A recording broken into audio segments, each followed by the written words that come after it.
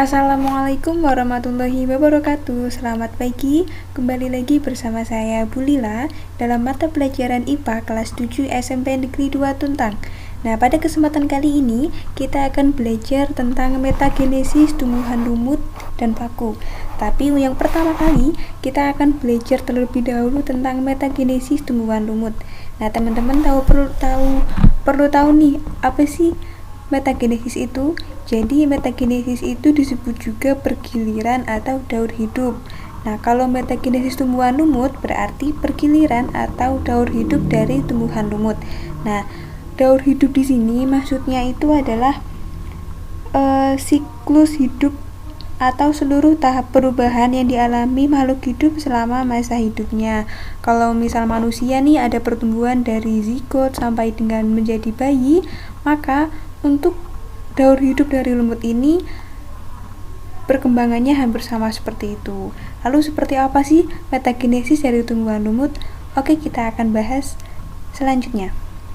Nah, untuk yang pertama, metagenesis dari tumbuhan lumut diawali oleh spora.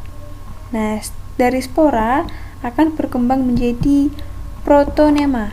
Lalu setelah menjadi protonema akan berkembang lagi menjadi tumbuhan lumut. Nah, pada tumbuhan lumut ini disebut sebagai generasi gametofit karena pada tumbuhan lumut ini akan menghasilkan sel kelamin, yaitu berupa antheridium dan archegonium. Dari antheridium dan archegonium ini akan muncul sperma dan ovum. Antheridium menghasilkan sperma dan archegonium menghasilkan ovum. Nah, setelah sperma dan ovum ini bertemu, maka akan muncul zigot. Setelah zigot akan berkembang menjadi sporogonium. Nah, ini istimewanya dari tumbuhan lumut. Karena tadi sudah ada generasi gametofit, maka sekarang sporogonium ini adalah generasi sporofit. Apa sih itu generasi sporofit? Berbeda dengan gametofit yang menghasilkan sel kelamin, kalau generasi sporofit itu berarti generasi yang menghasilkan spora.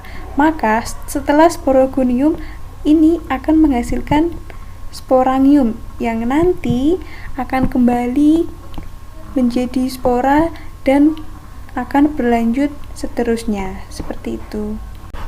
Oke, dilanjutkan ke metagenesis yang kedua, yaitu adalah metagenesis tumbuhan paku. Sama dengan metagenesis tumbuhan lumut, metagenesis di sini berarti pergiliran atau daur hidup dari tumbuhan paku. Nah, daur hidup tumbuhan paku diawali oleh spora jantan dan spora betina. Dari spora jantan akan menghasilkan protalium jantan dan spora betina akan menghasilkan protalium betina. Dari protalium jantan akan muncul antheridium dan protalium betina akan muncul archegonium. Antheridium akan menghasilkan sperma dan archegonium akan menghasilkan ovum. Dari sperma dan ovum setelah bertemu akan muncul zigot. Nah, dari zigot akan berkembang menjadi tumbuhan paku peralihan.